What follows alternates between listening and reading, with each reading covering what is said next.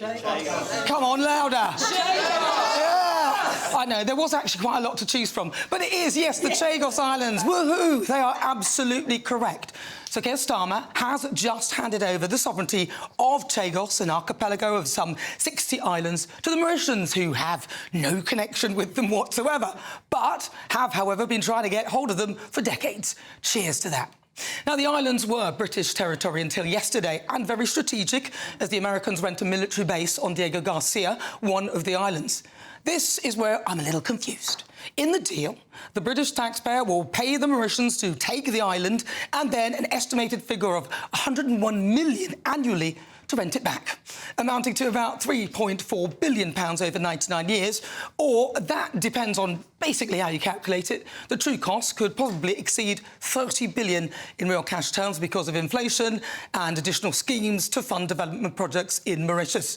So we have basically just paid to give away a strategic piece of sovereign British territory so that we can rent it back.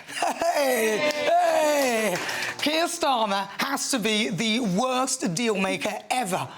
And whilst the Tories did open up the negotiations, James cleverly, wisely parked the idea. Even the backstabbing, squabbling, work-shy, busted-flussed Tories decided that it was a no-go.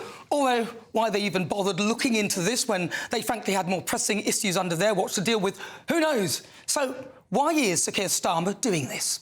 If we did not agree this deal, the legal situation would mean that we would not be able to prevent China or any other nation setting up their own bases on the outer islands or carrying out joint exercises near our base.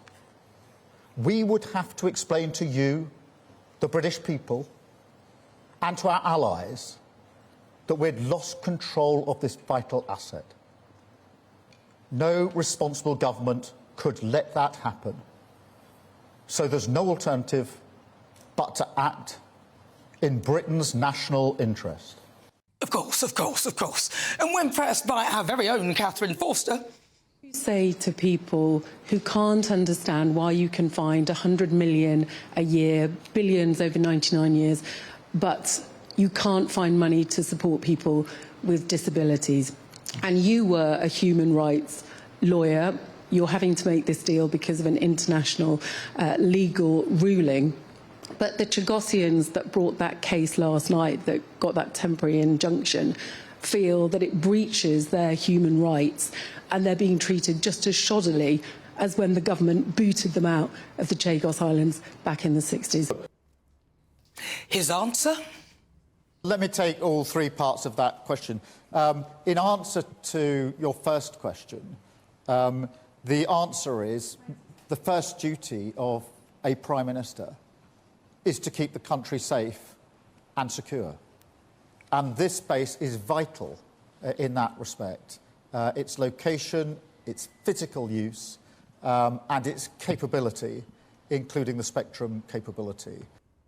Think after all that, then you'd keep them. So 3 minutes of this and still no concrete response. It was a bit like PMQ's Prime Minister's questions, no answers. I can only hazard a guess that some people are doing very nicely out of this deal, like Philippe Sands KC, an international lawyer who played a pivotal role in advocating for the Mauritians' unfounded claim to the islands, and he's understood to be close to Sir Keir Starmer. And if he does have a close relationship with Starmer, could that have influenced the Prime Minister into agreeing to this awful deal? And let's not forget politicians on the other side of this deal. Ex-Mauritian Prime Minister Pravind Jugnauth, often referred to as the architect of the archipelago's deal. He was arrested last weekend when anti-corruption police seized suitcases of allegedly containing about 2.4 million in local and foreign currencies, 7 luxury watches and UK visas. Of course, he denies the charges against him. Does any of this sound a bit fishy to you?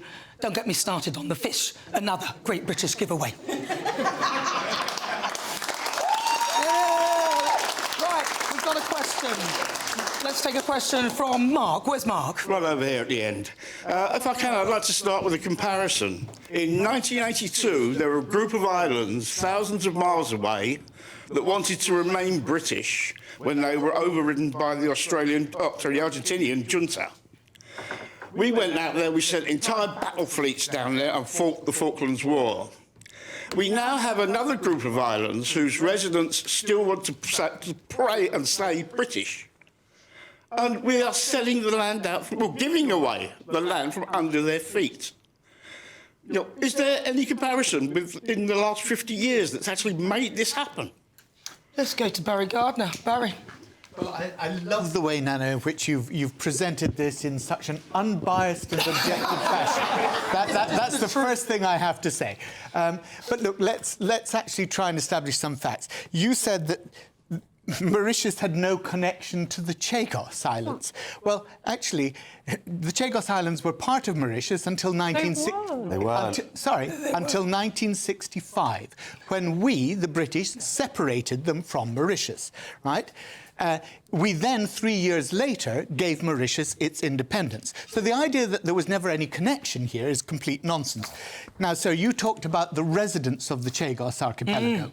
There aren't any. There are some people whose grandparents, some parents, but mostly grandparents, now live in Britain, who were those grandparents resident in the Chagos Islands, but there are no residents at the moment.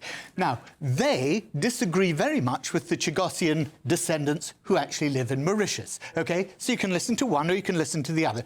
But the thing that we have to listen to is not just the International Court of Justice, and I know that that will create resounding boos in the audience, so please, come on. There you go, right? Never say I didn't work for you here, right?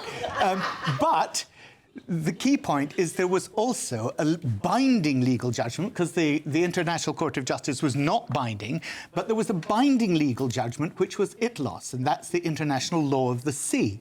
And that was a judgment in 2022, and that's what actually prompted the Conservative government to engage in this whole business, because we are bound to recognise that actually it isn't ours. We had no right to separate them off because they were never asked about separating off, and so legally it remains part of Mauritius. Now, I am against the deal for other reasons. OK? And I've always said that. Gardner. I'm against the deal because you have here, 15 years ago, I was one of those who campaigned to have that whole area turned into a marine conservation area, a marine protected area, because it's some of the most amazing corals, some of the most amazing biodiversity in the world in there. And it's really important that we preserve those coral reefs. So we created a no-fishing zone around it. My concern about this deal is not the defence, because actually this is going to cost less than one aircraft carrier without the aircraft, right? It's pittance in terms of defence, and it's a vital strategic interest. Yes, but what I'm concerned about is actually the marine biodiversity, because Mauritius was one of the countries that applied for fishing licences in that area, and that's what I'm worried about, because it could destroy those reefs, and that is really important for the ocean and all the communities who live around it. Can we look at it from a real common sense point? Why are we giving away this land and then renting back one part of it? We're not giving it away. We're not giving it away because it was never ours. Oh, come on, Barry. Come on, Barry. It was ours since 1814. Before that, it was briefly French from 1793. And it got its independence in 68. Give Jane a chance to speak now. Uninhabited. We administrated the Chagos Islands from Mauritius, but they were not the same country. They were very separate. The Chagosians now, who we do owe a bit of a sort of apology to for, displacing them. They want to be British. They're very proudly British. And yesterday we heard Miss Lee Mandarin on GB News speak with such passion. He's a Chagosian and a very proud Brit. And I've been lucky enough to go to the Falkland Islands and see that pride that our British Overseas Territories has. And I wish our Prime Minister had a hint of that pride. But I want to ask Barry, if Boris Johnson or Rishi Sunak, if one of their closest friends had been paid by Mauritius for over 10 years to get the Chagos Islands for Mauritius, and suddenly his busy mate's in number 10 and it happens, what would Labour be saying? Look, They would be screaming blue murder. We know what Barry and them would say. It looks complete stinky. nonsense, because what you're talking about is engaging a lawyer. If you happen to have a friend who's a lawyer, lawyers work for All his friends are all lawyers. sorts of dodgy people. That's what lawyers do, right? So what are you saying? I think you should quit whilst you're ahead. Really, I would if I were you. Listen, I love the fact that Barry's I'm glad you concerned. acknowledge I'm ahead. That's great. Well, it's interesting, isn't it, that Barry was more concerned about the fish than the actual Chagosians. Adam Brooks. Look, the gentleman there mentioned the Falklands. At the time when that happened, we had a true hero as our leader, Margaret Thatcher. At the moment, we have got, in my opinion, a coward and a fraud who is selling out British territory for whatever reasons he's doing it. For me, the analogy is like me giving away my garden shed to a friend and then paying my friend to use my own garden shed. At the end of the day, that would just be madness. As Barry said, the ICJ is non-binding. We are not due to do this at all. There is no pressure for us to do this. No one can take these islands. No one can take these islands off us. If it goes to an assembly, we've got veto powers. It makes no sense. And the British public now are waking up to corruption and, you know, idiots.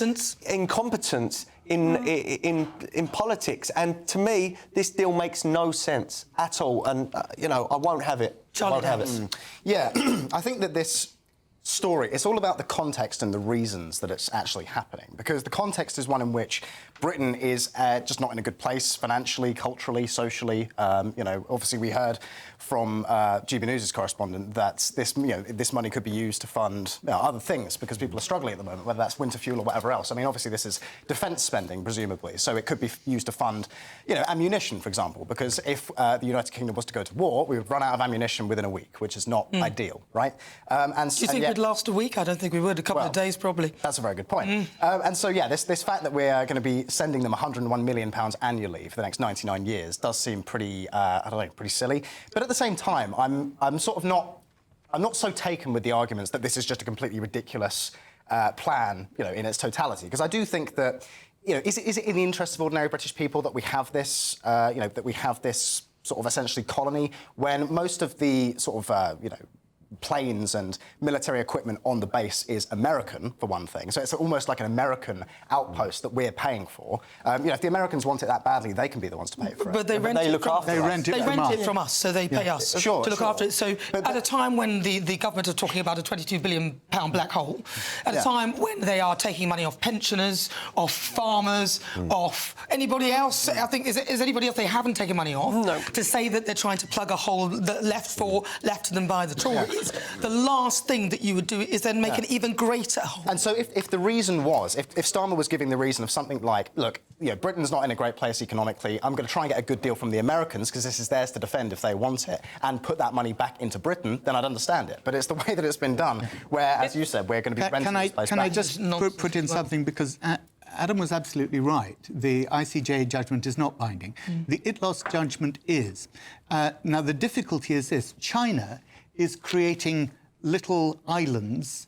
It's actually going out to atolls and pouring concrete down to create its own extended shoreline, because obviously you've got the 200 miles out from the end of your territory. And they're doing that for very good strategic military reasons, because they want to claim that part of the ocean, stop American or UK vessels going into those waters. Now, the reason it's so important that we abide by the ITLOS judgment is we can't put the finger on China for doing what it's doing that's wrong if we're also in violation of international law. Not yesterday. John Healey could not answer questions on this yesterday in the chamber. But I can. I didn't watch it. And today, Russia and Mauritius have signed a deal to strengthen marine research. The people who want this deal are China and Russia. Nonsense. The people... Sorry, they do. They've supported them. They've supported the... Barry, why would we... The people who are against it are the US, Australia, the UK, New Zealand, our friends and our strategic allies. What you've got to ask yourself is, why would the US Australia, New Zealand all think that this was the right thing to do, support this deal, and the Chinese and the Russians be against it, if in fact it were not in Britain's strategic All right, interest? we're going to leave it on It that is. cliffhanger.